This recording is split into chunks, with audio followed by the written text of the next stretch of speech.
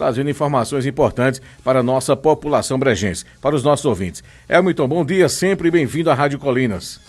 Bom dia, meu amigo Anderson Mesquita, bom dia a todos os ouvintes da Rádio Colinas FM. Para mim é uma satisfação enorme estar aqui mais uma vez no seu programa, trazendo informações. Muito bem. Doutor Elmiton, é o seguinte, que decisão é essa que o STF, aí de que proíbe pessoas condenadas na Lei Maria da Penha de assumir cargos públicos? E quem são as pessoas atingidas? Explica aí pra gente como é. Meu amigo Anderson, o Supremo Tribunal Federal decidiu, no recurso extraordinário 308883 de São Paulo, do Estado de São Paulo, que era constitucional uma lei do município de Valinhos, onde proibia a nomeação em cargos públicos por pessoas que tiveram ali condenações oriundas da Lei Maria da Penha. Esse recurso extraordinário chegou ao Supremo depois que os vereadores daquele município, atentando para o princípio constitucional da moralidade administrativa, viram a necessidade de proibir pessoas de assumirem cargos públicos que tivessem ali passado por alguma das qualificações do crime da Lei Maria da Penha, seja a violência doméstica, no sentido da agressão financeira, agressão verbal, agressão moral ou agressão física. E o Poder Executivo de Valinhos entendeu ser inconstitucional porque acreditava-se que a iniciativa para este processo legislativo deveria ser deflagrado pelo próprio Poder Executivo e não pela Câmara de Vereadores. Então o Poder Executivo de Valinhos ingressou com uma ação direta de inconstitucionalidade. O Tribunal de Justiça do Estado de São Paulo entendeu ser inconstitucional a lei por ferir essa reserva, né, de poder deflagrar o processo legislativo em relação ao servidor público que assumiu o cargo ali na administração pública, e a Câmara Municipal de Valinhos, por sua vez, interpôs um recurso extraordinário ao Supremo, onde teve como relator o ministro Edson Fachin, e que entendeu, à unanimidade, o plenário do Supremo, que era constitucional, era permitido, está de acordo com a Constituição Federal de 1988, proibir pessoas que tenham condenações, com base na Lei Maria da Penha, de assumirem cargos públicos na administração pública do nosso país. Em especial, né, nesse caso aí, para quem está nos ouvindo agora, é um tema realmente importante, porque a gente vê tantas pessoas aí sofrendo, não é de agora, isso aí é há muito tempo, com agressões físicas principalmente, né? Tem outras qualificações, como o doutor Elmiton citou agora, mas muitas mulheres, principalmente as mulheres, sofrem muito aí realmente com agressões e às vezes querem sair de um relacionamento, não conseguem, e quando conseguem aquela agonia toda, ter que procurar a justiça, procurar seus direitos, procurar proteção. E essa lei vem aí justamente agora, no caso são leis municipais, que vem justamente aí proibindo as pessoas que cometem crime contra as mulheres, principalmente, de assumirem cargos públicos. E aí o que acontece? Brejo da Madre de Deus, recentemente, fez um concurso público, né? A gente está observando que vários concursos aqui na região estão acontecendo bastante.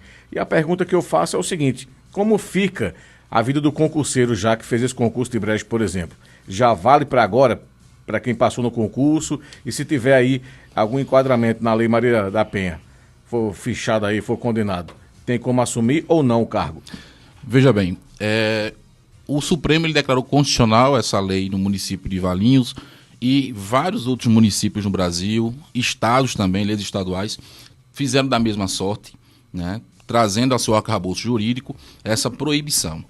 No caso de Brejo da Madre, você citou aqui o concurso de Brejo foi feito recentemente, existe uma lei municipal, a Lei 490 de 2019, que também proíbe pessoas que tiveram condenação com base na Lei 11.340 de 2006, né, que é a Lei Maria da Penha, mais conhecida assim, de assumirem, tá, assumirem aqui os cargos públicos.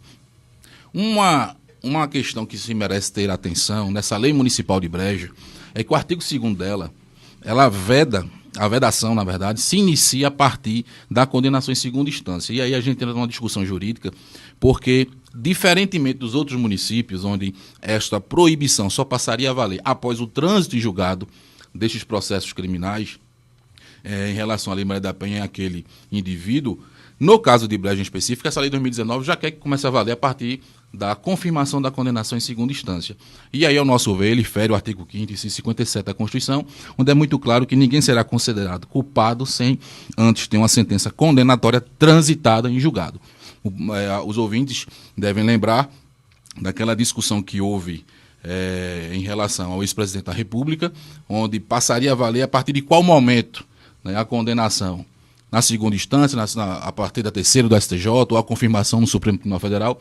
E hoje o Supremo entende que é necessário que haja o trânsito julgado, tá, da decisão para poder começar a valer os efeitos.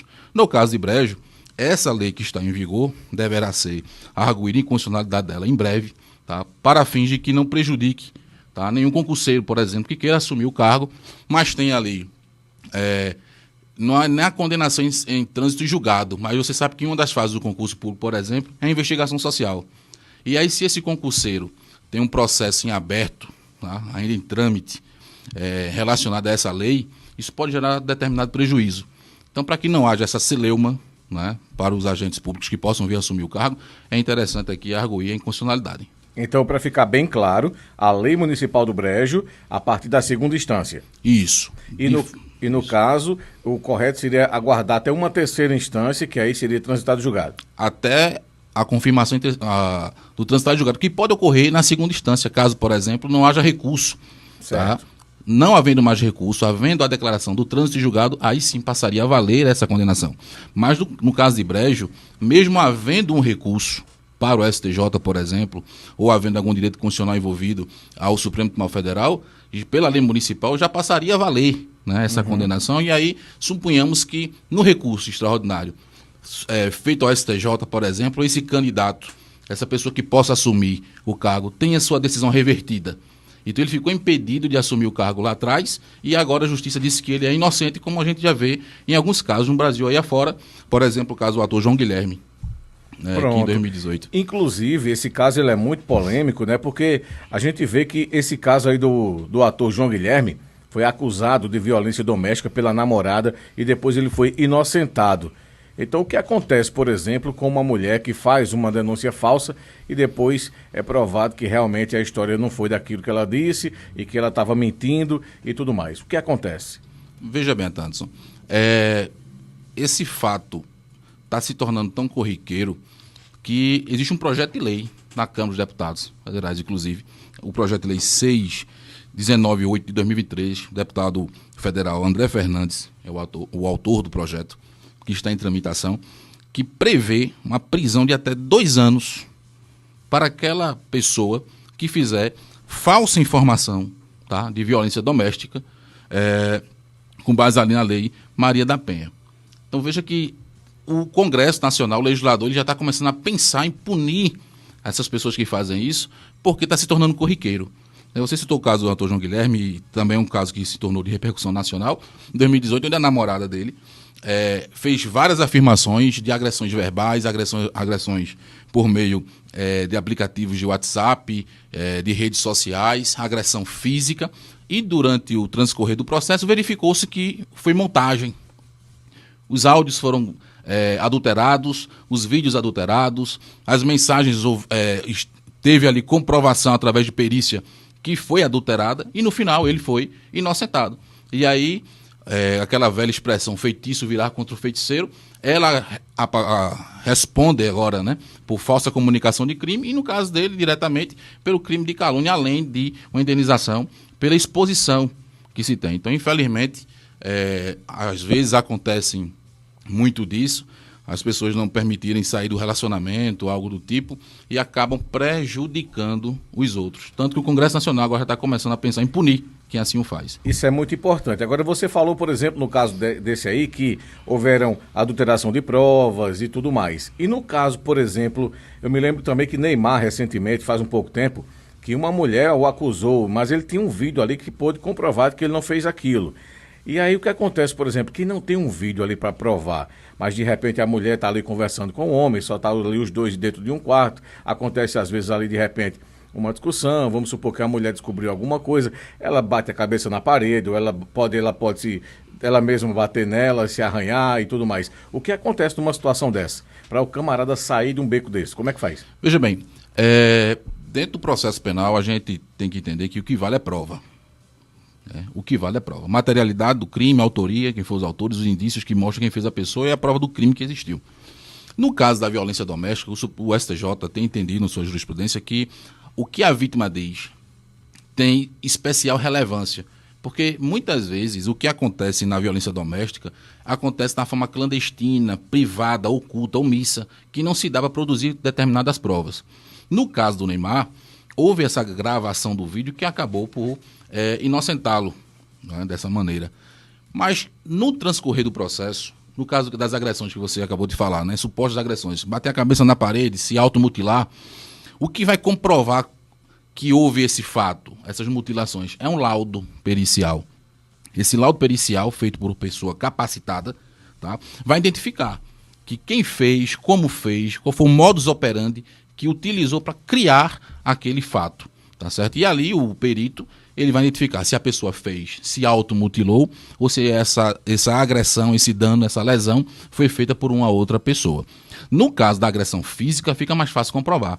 No caso, por exemplo, da violência no âmbito da Maria da Penha relacionada a crimes financeiros, nós vamos também precisar de um perito contábil para dizer se aquele extrato bancário, se aquela movimentação financeira, se aquela transação ocorreu da forma como está sendo alegada. Da mesma sorte, as pessoas que alegam ter sido vítimas de violência doméstica, psicológica, moral, e apresentam um print do WhatsApp, apresentam um áudio, apresentam um vídeo, da mesma sorte, nós vamos ter peritos na área de informática para informar se houve adulteração ou não, porque no WhatsApp mesmo existem formas muito simples de adulterar uma conversa no WhatsApp, tá? A internet está explicando por aí. Então alguém que tenha uma intenção maliciosa de prejudicar outro pode estar colocando alguém na cadeia, e quando não coloca na cadeia pode expor a vida da pessoa de uma forma indevida. Por isso que o Congresso já está começando a pensar em punir essas pessoas. Nesse caso aí, tecnicamente falando, é possível o perito descobrir se houve realmente, por exemplo, um soco em um rosto ou uma pancada na parede. Sim. E dá para fazer várias pesquisas aí, análises técnicas e chegar a uma conclusão realmente se houve uma farsa ou não, né? Exatamente. Uma dúvida também de quem está nos ouvindo, a Lei Maria da Penha, ela protege apenas a mulher? Sim. E por que não tem a lei do Zé da Penha também? Porque deve ter alguns homens aí que levam couro, não é muito comum, né? Mas num caso desse, que o homem apanha da mulher, ele pode também procurar a justiça? Sim, no caso da agressão feminina para o masculino, ele pode procurar ali a polícia e fazer o boletim de ocorrência por lesão corporal. Tá? Da mesma sorte que as pessoas têm que entender que um homem bate numa mulher, agride, né, vai agredir uma mulher em via pública, e aí as pessoas dizem, vai dar Maria da Penha para ele. Não. A Lei Maria da Penha foi criada no contexto de violência doméstica. É necessário que haja ali um relacionamento, a afetividade entre parentes, entre os cônjuges, entre quem está se relacionando. Para pessoas comuns, que não existe esse vínculo afetivo, existe ali o crime de lesão corporal, tá certo? Que pode ser denunciado na delegacia e ali o inquérito aberto. Então, o homem que apanha de uma mulher, ele procura a delegacia pela lesão corporal, ele vai dar prosseguimento ao processo. Muito bem, mas era para criar a Lei Zé da Penha, para ficar tudo igualzinho aí, né? É uma questão de história, né? Historicamente, a gente vê que o sexo feminino, ele sempre foi muito subpujado, né, durante a história toda, pelo patriarcado, na verdade, a expressão certa. E aí a Lei Maria da Penha vem dar essa força, essa autonomia, para que a mulher ela possa ter o seu princípio da dignidade da pessoa humana cada vez mais protegido. Isso é importante, proteger e proteger sempre, porque realmente, gente, olha, a conversa, o diálogo, analisar tudo direitinho, está com a cabeça quente no momento, não vai para o diálogo, não conversa naquele momento, tenta esfriar a cabeça, porque a agressão não vai levar a nada, nem física, nem verbal, nem de forma alguma. Então tenta resolver da melhor maneira possível. Então você que está nos ouvindo sempre, tá? E realmente possa aí você ter essa sabedoria, na hora que está de cabeça quente, então sai de perto e depois você vai lá e procura conversar da melhor maneira possível. Elmiton, muito bom conversarmos hoje aqui na Rádio Colinas FM. Próxima semana você traz outro tema para a gente bater um papo aqui, tá bom? Certo, Atanásio. Eu que agradeço a oportunidade, como sempre, de trazer um pouco do conhecimento, né, do que está acontecendo no mundo jurídico e notícias que impactam a nossa sociedade. Muito bem, aqui na Rádio Colinas FM, muita informação para você sempre aqui no Sintonia Total com Ata Anderson Mesquita.